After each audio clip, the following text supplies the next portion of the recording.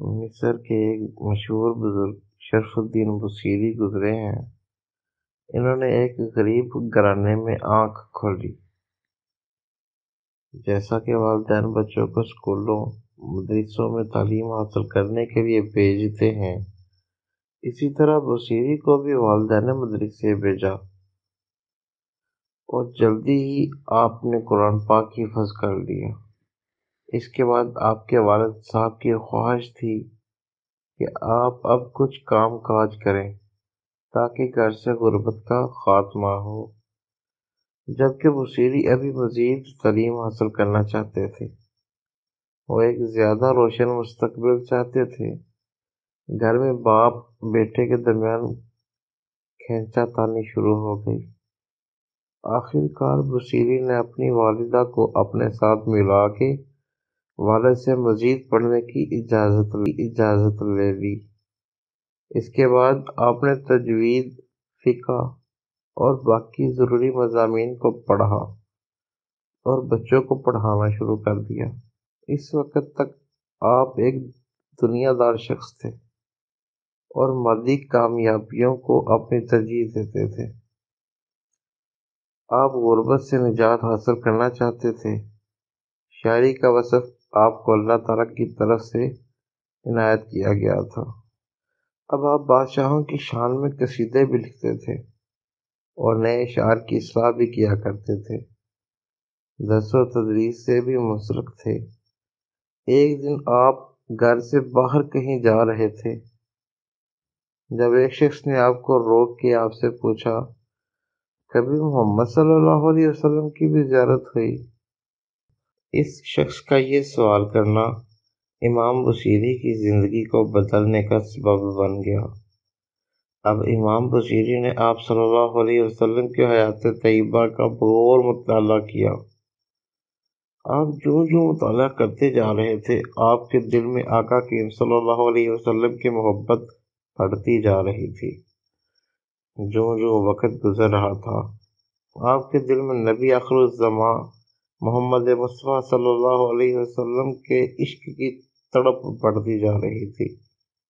اس دوران میں انہیں فالج کا حملہ ہوا اور یہ صاحب فراش ہو گئے۔ اس حالت میں 15 سال گزر گئے۔ وہ بادشاہ جن کے قصیدے امام بصیری لکھتے تھے، انہوں نے پلٹ کر بھی نہ پوچھا۔ آپ بہت دل گرفتگی کے ہوئے تھے جب آپ نے سوچا کہ زندگی بھر دنیا کے بادشاہوں کے قصیدے لکھے، آج کیوں نہ ان کا قصیدہ لکھوں جن کے سامنے ان بادشاہوں کی کوئی اوقات نہیں۔ جب ٹوٹے ہوئے دل سے سچی محبت کے ساتھ الفاظ نکلے تو وہ اس بارگاہ میں مقبول ہو گئے، جس کے بعد وہ الفاظ امر ہو گئے۔ اس سے پہلے بھی امام بصیری نے عرب کے صحراؤں کے خیموں پہ اور خوش جمال چہروں پہ شاعری لکھی تھی، لیکن اس رات وہ اس بدر الدجا شمس الضحیٰ کی شان بیان کر رہے تھے، جن کی خاطر رب نے اس دنیا اور اس کی ہر چیز کو تخلیق فرمایا۔ میرا ایمان یہ ہے کہ یہ کلام بھی رب کی ہی دین ہے اور وہی رب ہی انسان پہ اتارتا ہے۔ جب آپ قصیدہ لکھ چکے تو آپ نے قلم دوات رکھی اور سو گئے۔ اسی رات آپ نے خواب میں دیکھا آپ صلی اللہ علیہ وسلم تشریف لائے اور فرمایا کہ اٹھ بصیری۔ امام بصیری نے کہا، میں 1000 جانوں سے قربان، لیکن کیسے اٹھوں؟ کیونکہ وہ فالج زدہ تھے اور اٹھنے سے قاصر تھے۔ آپ صلی اللہ علیہ وسلم نے اپنا دست شفقت ان کے جسم پر پھیرا اور فرمایا، اٹھ اور مجھے وہ سنا جو تو نے لکھا۔ امام بصیری اٹھ بیٹھے اور جھوم کے سنا رہے تھے، مولا یا صلی وسلم دائماً ابدا۔ اے اللہ، آپ دائمی اور کیجیے اپنے محبوب پہ۔ میری آنکھیں آپ کی یاد میں آنسو بہا رہی ہیں اور رواں دواں ہیں۔ مدینہ پاک سے ٹھنڈی ہوا آ رہی ہے، اندھیری رات میں بجلی چمک رہی ہے، میرے عشق کا تذکرہ لوگ تک پہنچ چکا ہے۔ میرا راز اب میرا راز محبت بھی نہیں چھپ سکتا، اور نہ ہی میرا مرض ختم ہوگا۔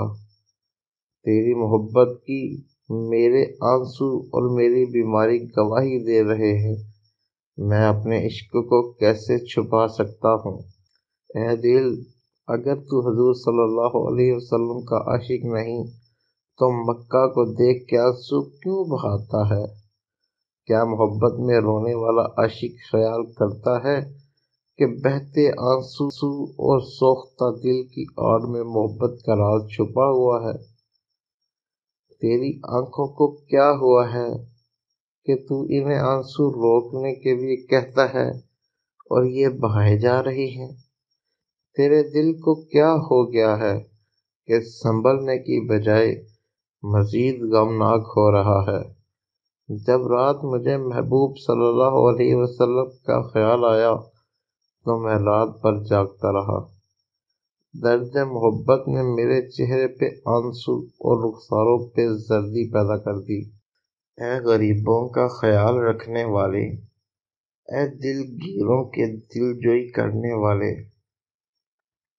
اے مظلوموں کا ہاتھ پکڑنے والے، اے سچ کہنے والے سے گناہ کاروں کا پردہ رکھنے والے، اے ازل کا نور، اے محمد صلی اللہ علیہ وسلم، آپ کے منہ میں آپ کے دانت ایسے ہیں جیسے سیپ کے اندر قیمتی موتی۔ اے اللہ، اپنے حبیب صلی اللہ علیہ وسلم پہ ابدی اور دائمی سلامتی نازل فرما۔ اب امام بصیری چونک چونک کے پڑھ رہے ہیں اور محمد عربی صلی اللہ علیہ وسلم ان کی محبت کو قبول فرماتے ہوئے ان کے ساتھ سن رہے ہیں۔ جب قصیدہ ختم ہوا تو آپ صلی اللہ علیہ وسلم اتنے خوش ہوئے کہ انہوں نے اپنی چادر اتار کے انہیں مرحمت فرمائی۔ اس کے ساتھ ہی ان کی آنکھ کھل گئی، دیکھا تو چادر ان کے پاس ہی رکھی ہوئی تھی۔ وقت دیکھا تو تہجد کا وقت تھا۔ امام بصیری 15 سال کے بعد حشاش بشاشت مند اٹھے۔ فارج کا کہیں دور دور تک نام و نشان بھی نہیں تھا۔ وضو کیا اور مسجد کا رخ کیا کہ تہجد ادا کریں۔ گھر سے نکلے تو ایک فقیر نے آواز لگائی، ہمیں بھی تو سناؤ قصیدہ۔ امام بصیری نے تجاہل عارفانہ سے کہا، کون سا؟ وہی جس کے بدلے میں یہ پردہ ملا۔ مجذوب نے چادر کی طرف اشارہ کیا اور آنکھوں سے اوجھل ہو گیا۔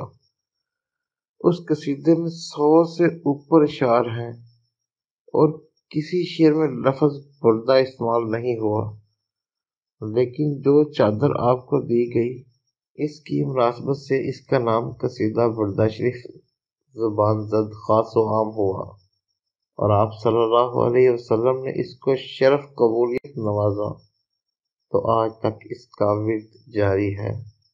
مولا یا صلی وسلم دائماً ابدا۔